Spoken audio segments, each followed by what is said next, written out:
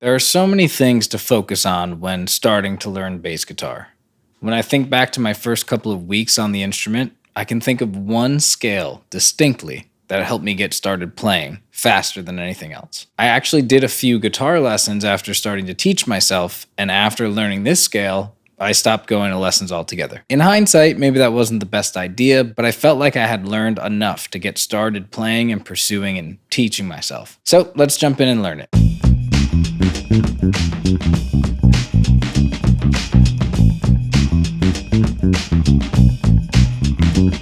Before we begin, I just want to thank all the new subscribers and the people who have already subscribed to the channel. I really appreciate your support. Thank you to everyone leaving comments. If you enjoyed this content, please like the video, leave a comment, subscribe to the channel. And as always, if you have topics or any ideas that you'd like to see a video made on, please leave them in the comments. I'm always open to suggestions and new topics to discuss. I'm Carmine and I play bass, and today we are going to learn the major pentatonic scale. On this channel, we've already discussed the major and minor full scales on bass guitar, but today we're going to focus on the major pentatonic scale, which really is a thing of simplicity in comparison. By subtracting two very characteristic scale degrees, it allows you to focus in on the most important notes, arguably, and shape your harmony in a much simpler way. These notes can be looked at as a bit safer when playing along to songs and writing bass lines for yourself, which is a reason why I like to teach them early on for bass students. And hopefully the goal with the pentatonic scale for me and my teaching is that it offers you a bit of freedom in a less is more kind of way.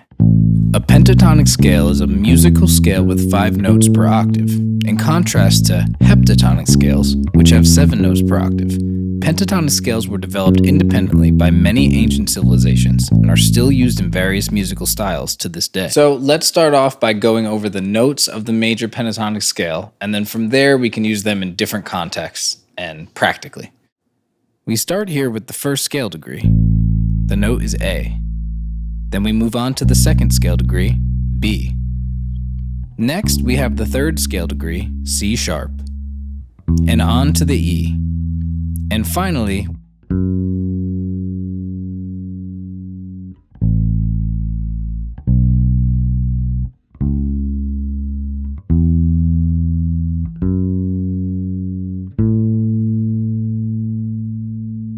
so now that we have all the notes in place, what do you notice about this scale? It's an extremely common scale used in some of the most popular bass lines of all time.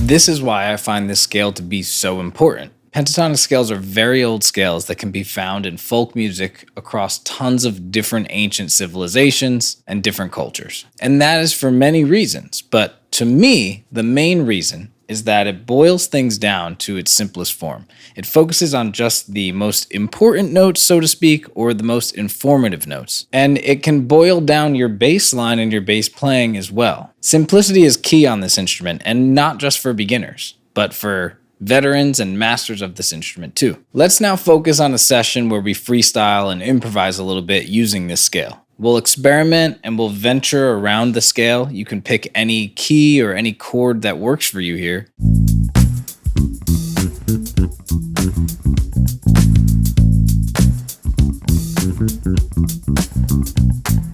And from there, let's try to land on something that's a bit more repeatable and memorable.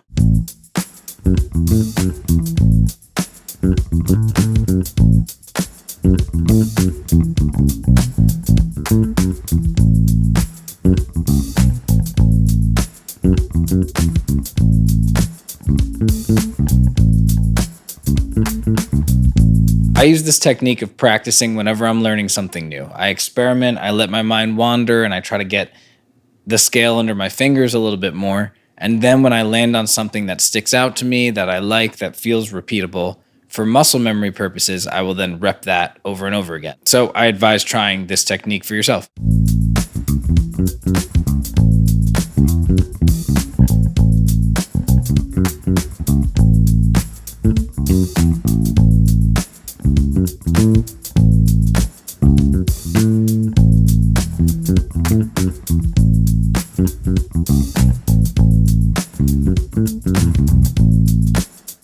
As I often talk about in all of my videos, writing bass lines, even in songs that weren't fully written by you, is one of the most important skills that you can have as a bass player. Being that this scale doesn't touch on the 4th and 7th scale degrees like a major or minor scale will, it's a little more harmless.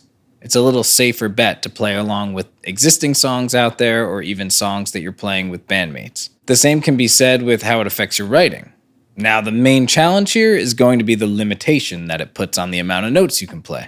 Practice playing this scale over other songs that exist out there, and from there, try writing your own bass lines with it. From there, we can work on one last thing, which is trying to jump around the scale in a less predictable way. So instead of playing the scale note for note in a linear fashion, try jumping around the different scale degrees and switching strings. This is really going to help you understand it in full context.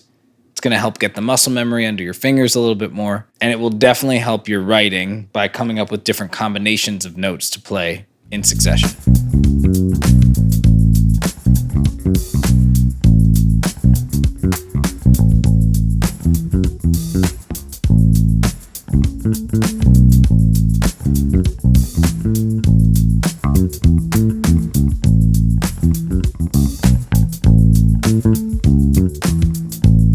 If you can practice this scale by repping it with muscle memory and repetition,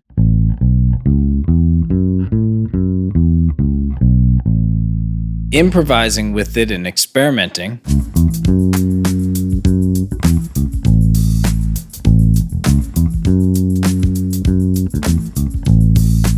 and intentionally jumping around different scale degrees,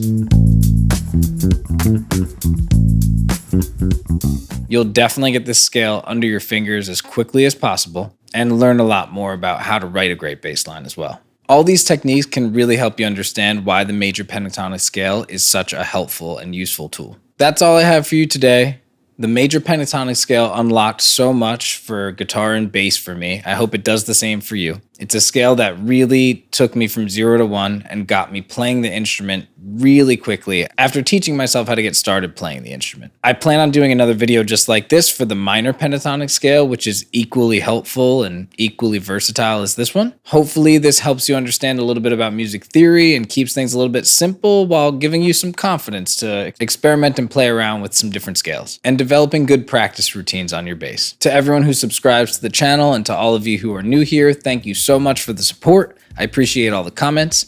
If you like bass discussions like this, please like the video, leave a comment, let me know if you have any ideas for future videos, and subscribe to the channel. Thanks so much for stopping by. The support really means a lot. And remember, you don't have to be the best or the fastest bass player in the world. You just have to be funky. Peace.